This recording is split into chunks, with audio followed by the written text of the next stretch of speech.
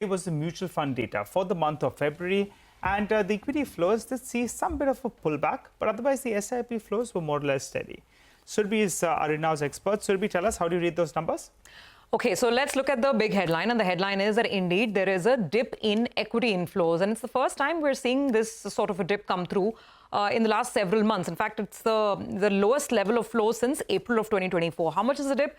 26% month on month, if you're looking at it. The numbers now have come down to about 29,241 crores. So where is the pain or the slight pressure coming in? Large cap inflows are actually fairly okay. There's a minor dip, even month on month in large caps. But the bigger issue is with the mid and small cap side of the market. It finally seems that with the market correction ongoing, some sort of sentiment souring has actually happened. So now you can see that dip. In the small cap and the mid cap tally, that dip is a lot more apparent. The flows there have dipped about 33 to 34%, depending on which one you're looking at. The silver lining, however, is that the SIP number is still very, very strong. It's intact. 26,000 crores of flows coming in a month, by the way, which you must remember has a lesser number of days, 28 days in February versus the others. And this kind of a market environment, look at those pillars, rock steady and solid on SIP. So that's the good news. Why are the overall flows down then? Well, a couple of reasons. First, of course, is market sentiment. The market has been really testing the nerves and patience of retail investors. So that's something that you can't escape.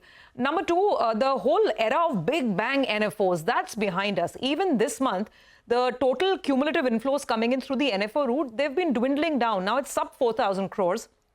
Which is actually a 13% decline even month on month. So NFOs are not pulling in the money. Then I mentioned lesser number of days. More importantly, in mid and small caps, there is a dearth of now lump sum flows. A lot of advisors are telling investors to stagger out their investments, which is why SIPs are not falling, but that big lump sum gush of money, that's missing in the market. And for mid and small caps particularly, some SIPs where the terms are ending, the maturity is happening, those SIPs are not getting renewed. This is the feedback that I've picked up from the industry. Plus, there is redemption in mid and small caps. No denying that or taking away from that either.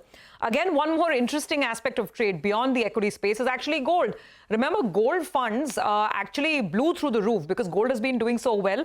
In January, the inflow was as high as 3,700 crores. It's come down a little bit in February, but nonetheless, the number is not bad at all. I mean, gold funds have pulled in about 1,980 crores. So gold is still shining. People are chasing those returns. Equities are steady, but mid and small caps, that's where some profit taking seems to be happening. Okay, all right. Good one. Thanks a lot for that, Surbhi. Well, let's focus on a couple of other names in the broader markets that are doing quite well. Akum's Drugs, well, that one's moved higher.